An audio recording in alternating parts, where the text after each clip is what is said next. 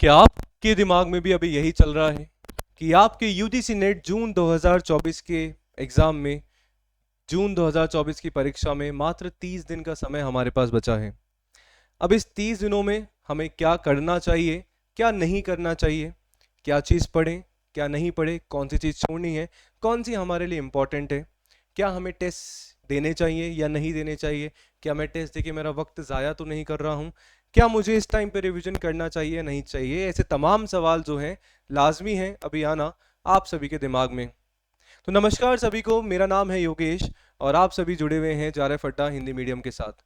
तो यदि आप सभी तैयारी कर रहे हैं अपने यूजीसी नेट जून 2024 और दिसंबर 2024 एग्जाम के लिए, तो आप सभी के लिए जो चैनल है वन स्टॉप प्लेटफॉर्म होने वाला है, जहां पे आप सभी को पेपर 1 और पेपर 2 दोनों की ही बढ़िया तरीके से तैयारी करवाई जा रही है। तो बात करें यदि अपन कि सर जी 30 दिन जो है हमारे पास शेष बचे हैं, हमें क्या करना चाहिए क्या नहीं करना चाहिए, आज के सेशन में जो है मैं केवल कुछ ऐसे बात नहीं करूंगा बहुत बड़ी बड़ी, एक छोटी छोटी चीज़ें हैं खुद के साथ जो हुई और कुछ आप लोग उससे सीख पाएँ, तो बस वही जो है हम लोग शेयर करने वाले हैं, वही जो है आप सभी को बताने वाला हूँ। देखो लास्ट टाइम हमारा इंपॉर्टेंट इसलिए हो जाता है क्योंकि जो 30 दिन है हमारे, वो जैसे मैं हमेशा से आप सभी को बोलता हुआ आया हूँ, जीरो टू हीरो बनाने वाले में होते हैं। यदि इन 30 दिनों का आपने यूटिलाइज किया है, इन 30 दिनों को और इस्तेमाल यदि आप सभी ने किया है इस 30 दिनों को, तो भैया जीरो से हीरो आप लोग बन सकते हो। और वहीं यदि आप लोगों ने सोच लिया कि मैंने 5 महीने मेहनत करी है और केवल 30 दिन अब मैं आराम कर लेता हूँ या मैं केवल थोड़ा थोड़ा पढ़ लूंगा तो काम चला जाएगा, तो वो आपको हीरो से जीरो भी बना सकता है। दोनों चीजें हमारे सामने। तो हमें अब करना क्या चाहिए, तो सोल्यूशन क्या है, प्रॉब्लम की सब बात करते हैं, अपन बात करेंगे सोल्यूशन की। तो सबसे पहले तो बच्चा आप सभी को देखना है कि जो 30 दिन आप सभी के इंपॉर्टेंट है, अब इसको यूटिलाइज कैसे करना है। तो सबसे इंपॉर्टेंट चीज बच्चा हमारे पास यहाँ पे हो जाती है कि आप सभी को जितना आप लोग जो है, जितना आप सभी अपना रिवीजन इस टाइम पे कर पाए पुरानी चीजों का, उतना ही आप सभी को करना है। मैं आप सभी को एडवाइस देना चाहूंगा, चलो ठीक है 10 दिन और आप कुछ नया पढ़ सकते हो, पर आखिरी के यदि 20 दिन 15 दिन 20 दिन आपके पास है, तो मैं कभी आपको ये सजेस्ट नहीं करूंगा आप लोग कुछ नया उठा के बैठो। भाई ज़रूरी नहीं है कि 100 में से 100 चीज़ें ही आप लोग पढ़ के जाओ। 100 में से यदि आप 70 चीज़ें भी पढ़ के जा रहे हो तो भी बहुत सही बात है, पर वो 70 हमें ऐसे पढ़ लेनी है कि 70 में से भैया मेरे 70 ही पूरे में से पूरे नंबर आ जाए।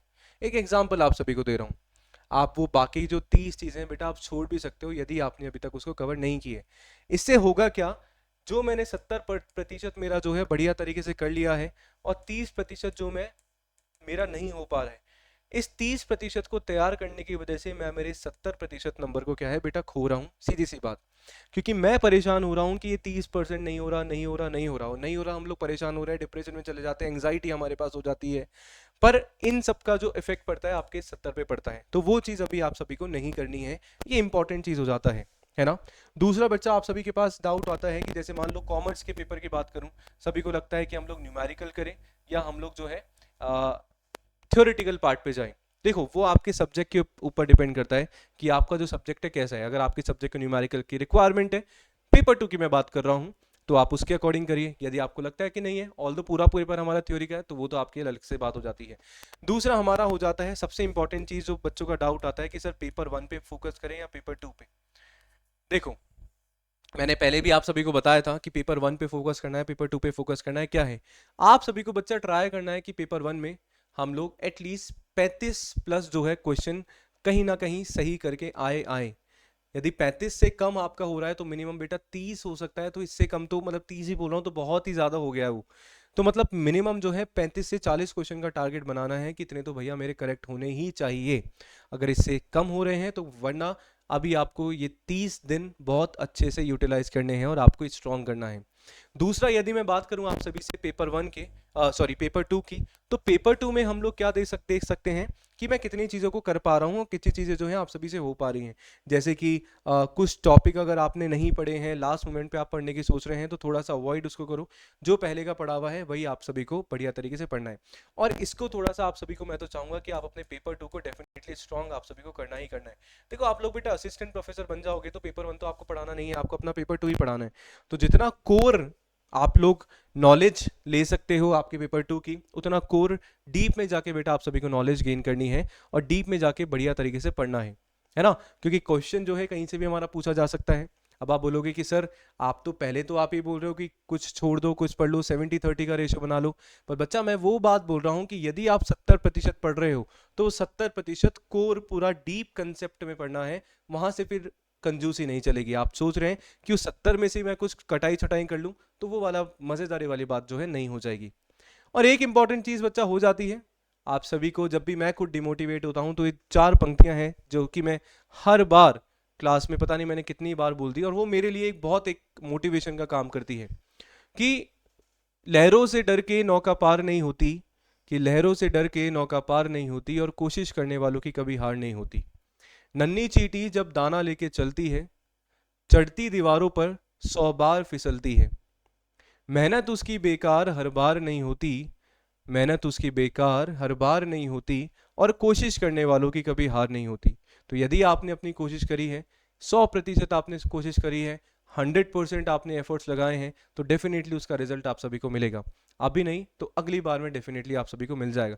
देखो पढ़ा हुआ है ना बच्चा, पढ़ा हुआ कभी भी आप सभी का वेस्ट नहीं जाएगा, इस बात को आप लिख के ले लो, क्योंकि जो पढ़ा है कहीं ना कहीं हमारी लाइफ में डेफिनेटली जो है काम आने ही वाला है। ये तो चलो ठीक है, हो गया बात। अब हम बात आती है बेटा प्रैक्टिस, जो कि आपको ज़्यादा से ज़्यादा चीज़ों की करनी है। As much as you can, जितना आप लोग लगा पा रहे हैं उतना आप लोग मॉक लगाइए, टेस्ट सीरीज आप दीजिए, और आप सभी के लिए बढ़िया तरीके से तैयारी को और अच्छी करवाने के लिए टेस्ट सीरीज जो है लेके आए हैं। ठीक है जी। और आप सभी को पता भी होना चाहिए कि इस बार भैया हमारा एग्जाम ऑफलाइन है, तो वैसे ही थोड़ा सा दिक्कत परेशानी वाली बात, चलो ठीक है हम नहीं बोल सकते, अब एग्जाम है तो हमें देना ही पड़ेगा, पर यस जो अब तक ऑफ ऑनलाइन दे रहे थे तो उनके लिए हो सकता है कि थोड़ी सी दिक्कत परेशानी वाली बात हो। तो आप सभी के लिए जो है बढ़िया प्रैक्टिस करने के लिए, मॉक टेस्ट लगाने के लिए, पूरा परीक्षा का वातावरण देने के लिए, एनवायरनमेंट प्रोवाइड करवाने के लिए टेस्ट सीरीज है, जिसमें आपको 10 जो है फुल लेंथ के मॉक टेस्ट मिल जाएंगे, लेटेस्ट पैटर्न पे मिलेंगे, साथ में डिटेल एक्सप्लेनेशन मिलेगा आप सभी को कि क्यों आपका गलत है, और रियल टाइम इंटरफेस आप सभी को यहाँ पे देखने को मिलेगा। ठीक है जी। और आप सभी जो है ये कर सकते हैं, पेपर 1 के लिए है जारफ अड्डा एप्लीकेशन आप लोग डाउनलोड कर सकते हैं, तो पूरा का पूरा बढ़िया आप सभी को यहाँ पे मिल जाएगा। इसके बाद यदि मैं बात बोलूँ कि यदि आप बोलोगे सर जी इस बार का तो पेपर तो ऑफलाइन है, तो बेटा ऑफलाइन भी टेस्ट सीरीज जो है अपने पास अवेलेबल है, तो आप वहाँ से जाके बेटा कर सकते हो।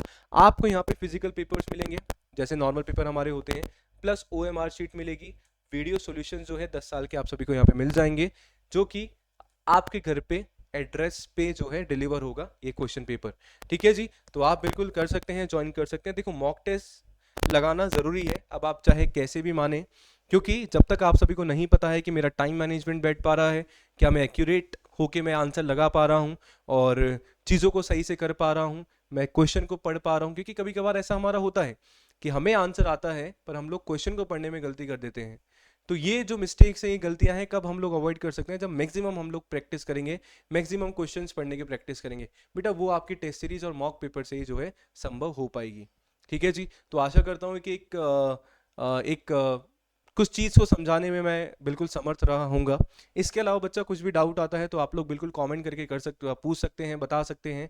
बाकी तैयारी तो जो है हमारे सेशन पे, हमारे इस चैनल पे जो है कल चल ही रही है। मेरी जो क्लास होती है पेपर 1 की मॉर्निंग में 10 AM, मॉर्निंग में जो है 10 AM जो है हमारी क्लास होती है, जिसमें मैं 3 यूनिट करवा रहा हूँ, मैथमेटिकल रीजनिंग, DI और आपकी लॉजिकल रीजनिंग। इसके अलावा आप सभी के लिए मैं एक चीज़ और बताना चाहूँगा, पेपर 1 के लिए जो है अपना क्रैश कोर्स भी ऑलरेडी जो है लॉन्च कर दिया गया है, जिसमें पूरा का पूरा पेपर 1 का आपको रिवीजन करवाया जा रहा है। इसमें भी जो है मैं 3 यूनिट ले रहा हूँ, लॉजिकल रीजनिंग, DI और मैथमेटिकल रीजनिंग। इसमें मैं जो है पिछले 10 साल के प्रीवियस ईयर पेपर जो है आप सभी को करवाए जा रहे हैं। इसके अलावा प्रीति मैम जो है हायर एजुकेशन, कम्युनिकेशन और टीचिंग एप्टीट्यूड का पार्ट ले रहे हैं, और महविश मैम जो है ICT और रिसर्च का पार्ट यहाँ से ले रहे हैं। तो अगर आप क्रैश कोर्स से ज्वाइन करना चाहते हैं तो भी बहुत बढ़िया है, आसानी से जो है आप अभी अपने तैयारी को और मजबूत कर सकते हैं। तो एक छोटी सी चीज़ थी, आपको बतानी थी, तो आशा करता हूँ कि समझ में आया होगा, बढ़िया लगा होगा। कुछ भी डाउट होता है बच्चा तो बिल्कुल कमेंट करके आप पूछ सकते हैं। मिलते हैं हमारी 10 बजे वाली क्लास में, तब तक के लिए बने रहिए जारफ अड्डा हिंदी मीडियम के साथ। Thank you so much, bye bye, शुक्रिया।